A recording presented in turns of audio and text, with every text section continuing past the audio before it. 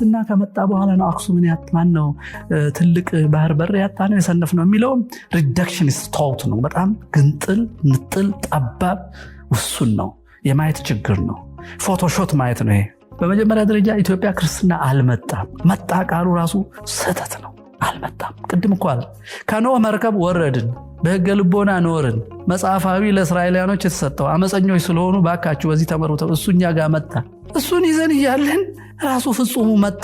ውሃየውና የሚከለክለኝ ማን ነው ብለን የተጠመቅን ቤተ መንግስት ተጣምቆ ለህዝቡ መጣ እኮ የምትጠብቁት ብሎ በሐይቅ የተጠመቀ ህዝብ መጣ አይባልም። መጣ እኮ ልክ እንደ ሮም በምግር ገብተህ ተደብቀህ እየተሰየፍክ በግድ እየበዛ ስትሄድ መጣ ይባላል። ክርስትና ወደ ኢትዮጵያ አልመጣም፣ ተገለጠ ነው የምንለው እኛ። እናውቀው ነበራ ክርስቶስ መጥቶ ፍጹሙና አልሰጠንም። ጥምቀት የለንም እንጂ እኮ ኖህን ከጥፋት ውሃ ያዳነው እምነት የኛ እምነት ነበር። ያ ከእግዚአብሔር ጋር መኖር ነው። ያ እግዚአብሔር ሰው ሲሆን ክርስትና ተባለ፣ ፍጹም ሆነ፣ ተዋህድን ከሱ ጋር እንላለን። መጣ ራሱ በሽታ ነው። እነዛው ሰዎች የሚጠብቁትን እምነት ሆኑ እንጂ አዲስ እምነት አልተከተሉም፣ ፍጹም አረጉት። ስለዚህ ባህር በሩን ለማጣት ፍጹም ሆናቸው ከለከላቸው። that's not true። በዛ ዘመን በአረቢያ ማን ተነሳ? ማመር ተነሳ። እስላሞች ሮምን ሁሉ ሰብረው አይደለም እንዴ ሶሪያን ግብፅን ሲወስዱ? የኛ መደፈር የኛ ማዕቀፍ ሐሳቤ ነው ችግሩ ወይስ ሌላ አጥፊ ማዕቀፍ ሐሳቤ መወለዱ ነው? ቅኝ ገዢው ጂሃዱ ምን ሁሉ መረባር ይሄ ለምንድን ነው ከኢኩዌሽኑ የሚያወጣው? ሳይንሳዊ ሰው ሲናገር ኢኩዌሽኑን ግሎባል አድርጎ ማዕቀፍ ሐሳቤው የማያውቀውን ነገር እኮ አይከላከልም። አዲስ ነገር መጣ። ዘመኑን ለምን አልዋጀም መሆን አለበት ጥያቄው። ዘመኑን ለምን አልዋጀም? ዘመኑ መዋጀት ነበረበት ነው። ተሞክሯል። እዚህ ሽምብራ ኩሬ በታሪክ እንደምንሰማው ግራኝ ሲገጥም የክርስቲያኑን እንትን ሰራዊት ፈረሱ ልና ፈረስ ይወድቃል፣ ሰው ይወድቃል። እነሱ በሰይፍና በጦር ብቻ ነው የሚያውቁት፣ ጠበንጃ አይተው አያውቁም። ጠበንጃን የፈለሰፈው ቱርክ ነው ያን ጊዜ ለሱ ያሳተቀው። ከዛ ቆዩ። ይሄ ነገር እግዚአብሔር ተጣልቶናል። ሰውየው በመብረቅ ነው የሚዋጋው እና ሽሹ ትእዛዝ እኮ ነው ሽሹ። ከዛ ፈረሰ ሰራዊቱ። ቤተ መንግስቱን አቃጥሎ ነው የሸሸው ንጉሱ ሸዋ ውስጥ ያለው። ሲቆዩ ግን ጠበንጃ ነው መብረቅ አይደለም አዩት። ኦቶማን ቱርክ እስላም ሆኖ ለእስላም ከረዳ ፖርቹጋሎች ክርስቲያኖች ከሆኑ ለእኛ ለምን ይሄን ነገር የቷ የሚለውን ለምን አያሳዩንም? ለምን አሁን አየህ ሌላ ማዕቀፍ ሐሳቤ ሲያጠቃ የሚረዳ በክርስትና ስም ያንተ የመሰለህን እርዳታ ልትፈልግ ስትሄድ የክርስትናን ፖዚሽን የለቀቀ ባሪያ የሚገዛ ወራሪ ጋር ወዳጅ ትሆናለህ ራስህ ማለት ነው። እነሱ ደግሞ መጡና ሰውን በመሳፍንት ተከፋፍለው እርስ በርሱ አገዳደሉት።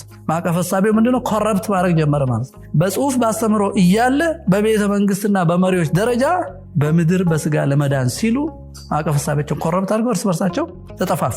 ከዛ በኋላ ለአጥቂው ማዕቀፍ ሐሳቤ ሀገሪቷን ክፍት አደረጓት። እግዚአብሔር ይመስገን ግን አሁን ሩሲያ እየዋጀች ነው መሰለኝ። ምክንያት ከዚህ ሁሉ ተምራ እሷም ኮሚኒስት ሆና ነበር። መዋጀት ማለት እንደሱ ነው። ለምን አልዋጀህም ነው እንጂ ጥያቄው ትክክል አይደለህም አይደለም። ወረራ ብዬ አላምንም። እኔ ፑቲን ወረረ ብዬ አላምንም። ይሄ የምዕራባውያን ሚዲያ ወሬ ነው። የወረረው ኔቶ ነው።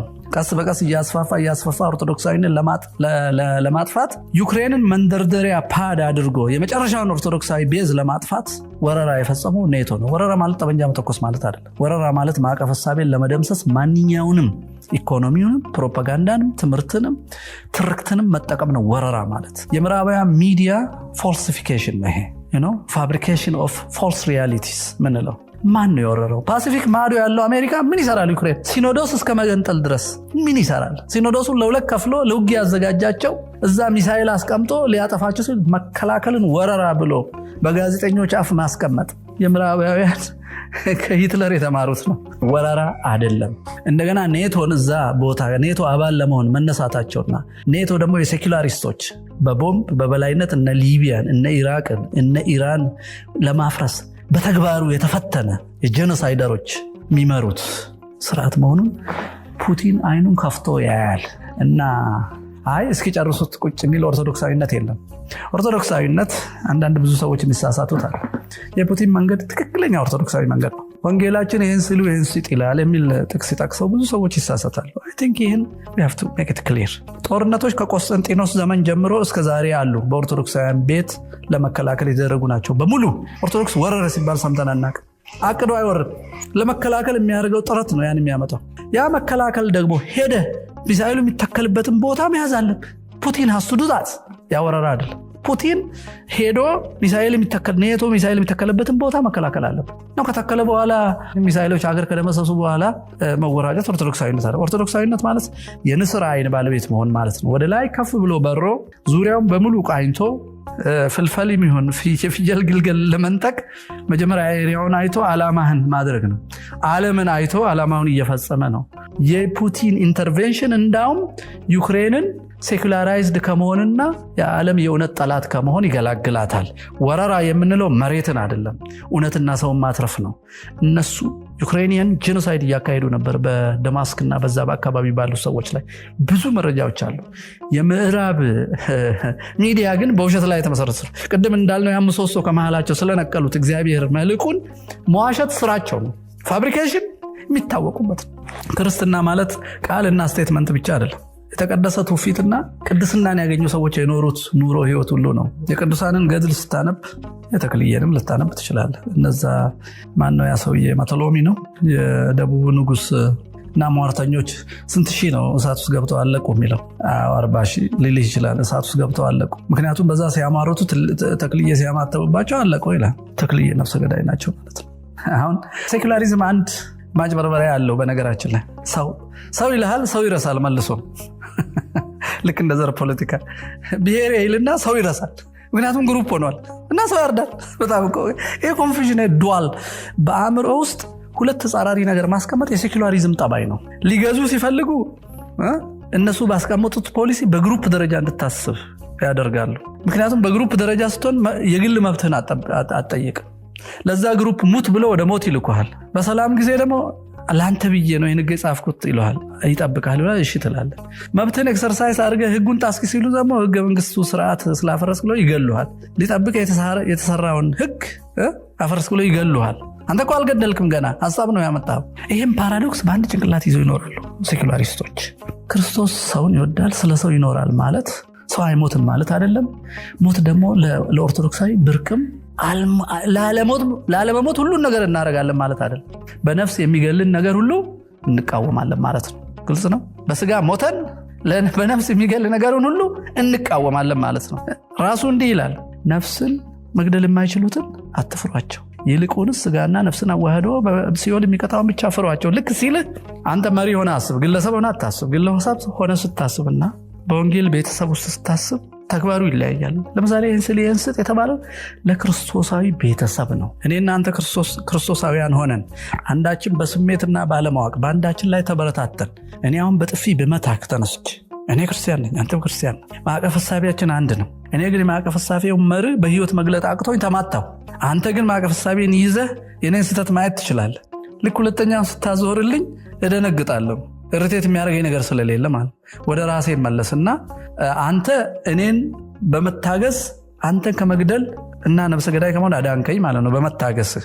ለምን እኔ ደግሞ ወደዛ ወደ ማዕቀፍ ሐሳቤ ጥሪ ተመለስኩ እና ይቅርታ አልኩ፣ ሁለታችንም ዳንን ወይ ክሳለሁ። ለዛ አንተ ግን ልክ ስመጣ ስትመልስልኝ ስትግል እኔ ስግል ብገልክ እኔ ነፍሰ ገዳይ ተብዬ ይፈረድብኛል። አንተም እኔን ነፍሰ ገዳይ በማድረግህ ምክንያት ይፈረድብሃል። በታወቀ ማዕቀፍ ሐሳቤ ውስጥ እየኖርን ነው ያደረግነው መሪ እያለን። ነገር ግን አንተ ለምሳሌ ዓለም ሁሉ ለዚህ አይነት እምነት እስኪገዛ ተጋደል የሚል የሆነ ቴዎሎጂ አለህ እንበል። ከሆነ ሀገር ተምረህ መጥተህ ሰይፍ ስታነሳ ይህን ስጠኝ ብዬ ብሰጥህ እኔ ሞትኩ፣ አንተ ትድናለህ። እኔም ሞትኩ፣ እውነትን አልመሰከርኩልህም፣ አንተም ትሞታለህ ይህን ስለገደልክ። ይሄ የተባለው ለቤተሰብ ነው። ቴዎሎጂያቸው አንድ አይነት ሆኖ ሰው መግደልን ነውር መሆናቸውን ለሚያውቁት ነው። መግደል ስራቸው የሆነው ግን ገና እጅ ሳያነሱ እጃቸውን ማቆረጥ እና እውነትን በምድር ላይ መልሳ እንድታበራ መስራት ኦርቶዶክሳዊ ሰይፍ ነው። ለዚህ ነው እነ ቆስጠንጢኖስም የተዋጉት። ለዚህ ነው ቅዱስ ሚካኤል ተገልጾ ለመርቆሬዎስ ሰይፍ የሰጠው። ኦርቶዶክሳዊ ሰይፍና ሴኩላር ሰይፍ ይለያያል። ኦርቶዶክሳዊ ሰይፍ ለማዳን ነው። ሴኩላር ሰይፍ ዶሚኔት ለማድረግ መሬት ይጠባኛል ብሎ እኮ ጽንስ ሲያስወርድ የሚውለው ይሄው ለሰው የሚለው ነው። የት አለ ሰው? ለሱ ሰብአዊ መብት የቱ ሰብ? ስዝም ሰብ ነው፣ ዝንጀሮ ነው። ስለዚህ ዝንጀሮ መጥነህ ማኖር የፈለግከውን ማስወገድ ማለት ነው። ስዝም ሰብና እግዚአብሔራዊ ሰብ ስለሚለያይ ፑቲን ለእኔ የሚካኤልን ሰይፍ የተቀበለ ስዝምፍኛን የሚያሳድድ እግዚአብሔር ዕድሜ እንዲሰጠው ምጸልይለት ሰው ነው። ሴኩላሪዝም በመሰረቱ በተለያየ ሌቭል ነው አንደርስታንድ የሚደረገው፣ መከፋፈል አለበት። እኔ ለሴኩላሪዝም ጠበቃ መሆንበት ጊዜ ያለ፣ ግን ትርጉሙ የተለየ ነው። ሴኩላሪዝም ኒውትራሊቲ አለማዳላት፣ ብዝሃ እሴቶችን ብዝሃ ማንነቶችን ለአንዱ ሳላደላ እንደ እግዚአብሔር እንደ አርማ በአስተዳደሩ ሴኩላር ነበር።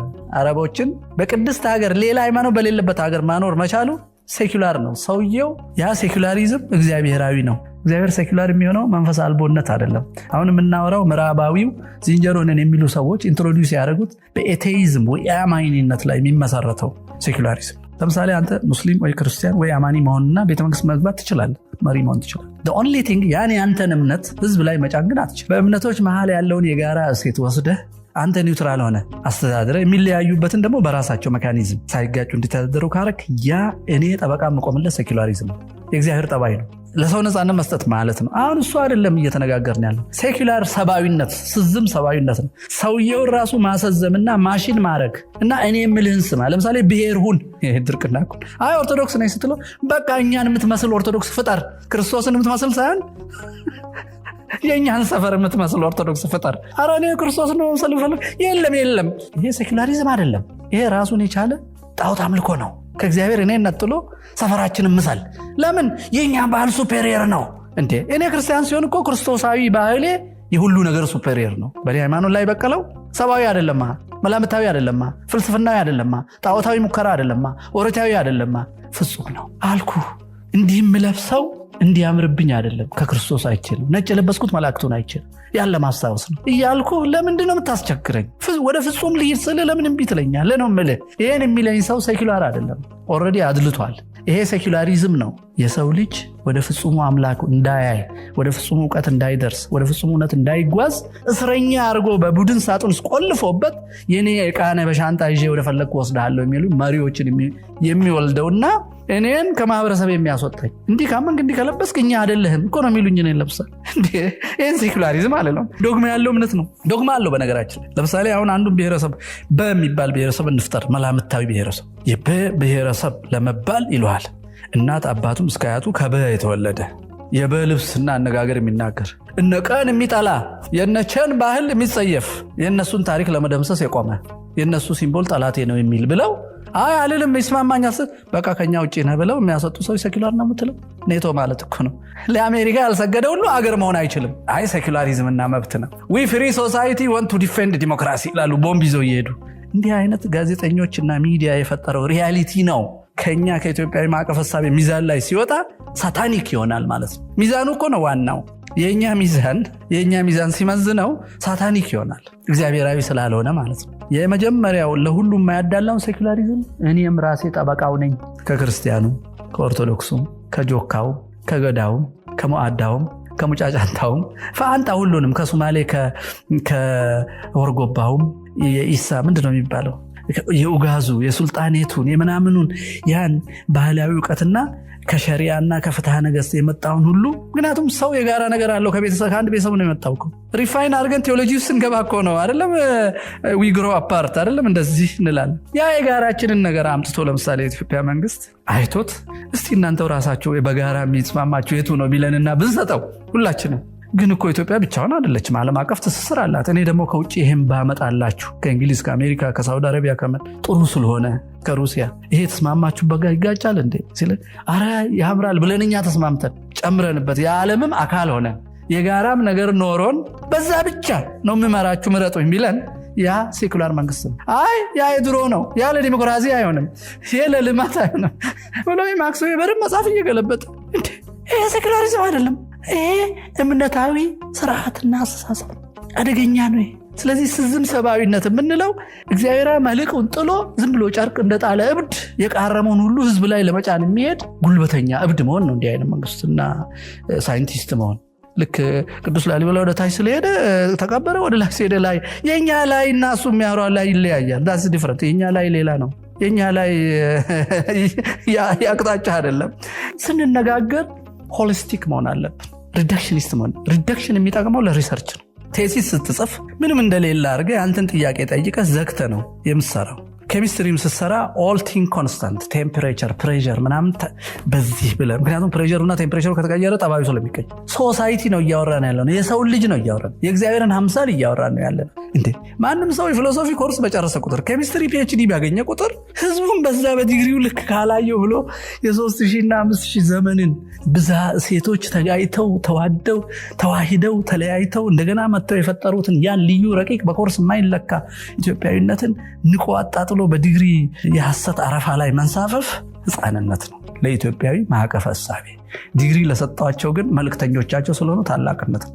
ጠርተው ሌላ ዲግሪ ሊሰጡ ይችላሉ፣ ሜዳሊያ ሊሰጡ ይችላሉ፣ ዜና ሽፋን ሊሰጡ ይችላሉ። when you are one of them they know you are their employees የመንፈስ ቅጥረኛ ትሆናለህ ማለትና አባቶቻችን ደግሞ ታዲያ ራሳቸው ባመጡት ነው እንደ ወጉን ምናምን ብለህ ነበርና ያ ጥሩ ጥያቄ ነው።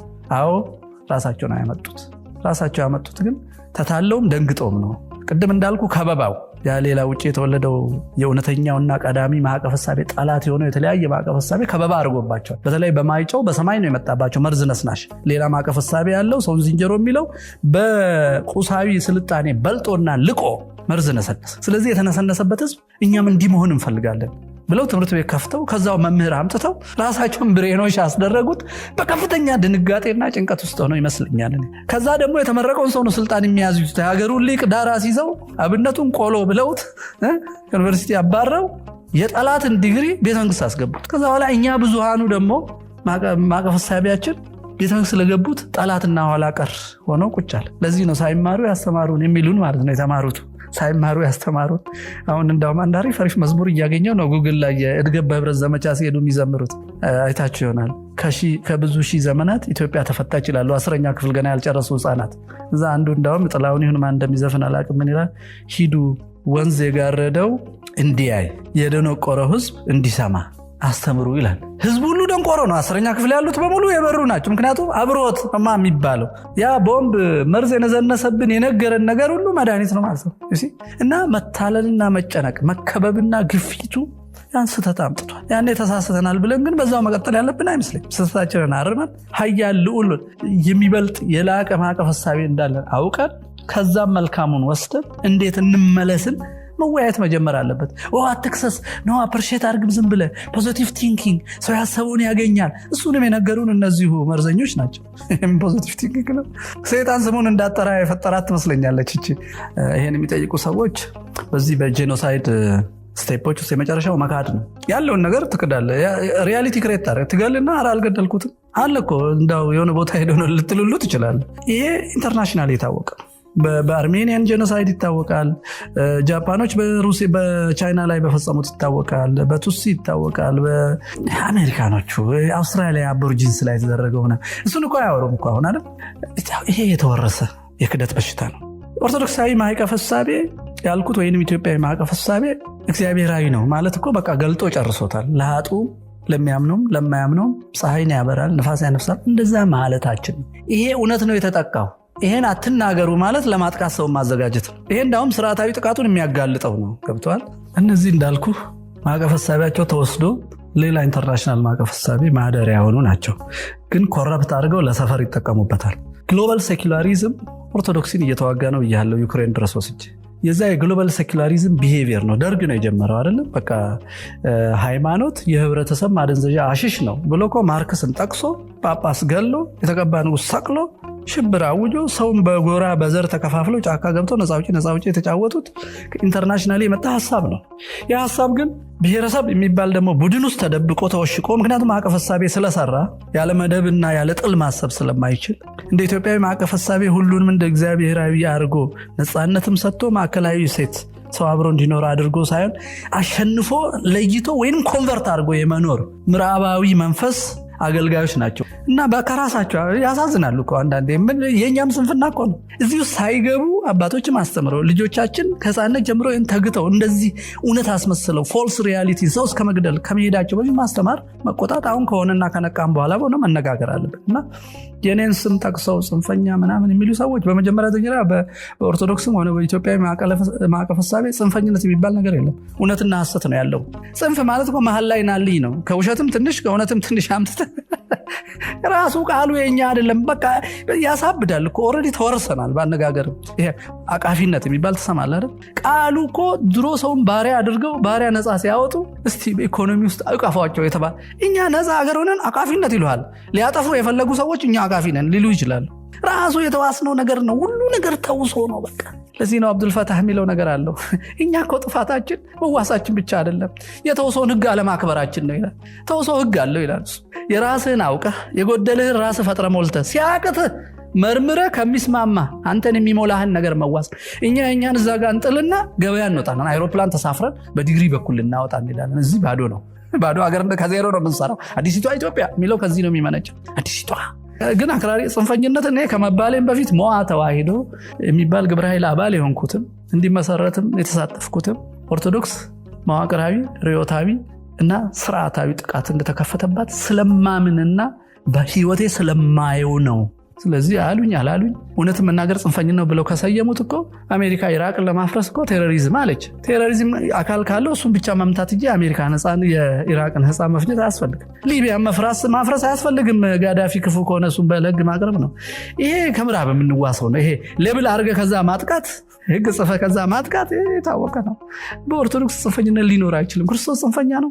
አይሁድን እምቢ ብሎ መሰቀሉ ለምን ታዲያ ኢየሱስ ይሉታል? ጽንፈኛ እኮ ነው እሱ በእነሱ ሚዛን ጽንፈኛ ነው። ብዙሃኑን እምቢ ብሏል።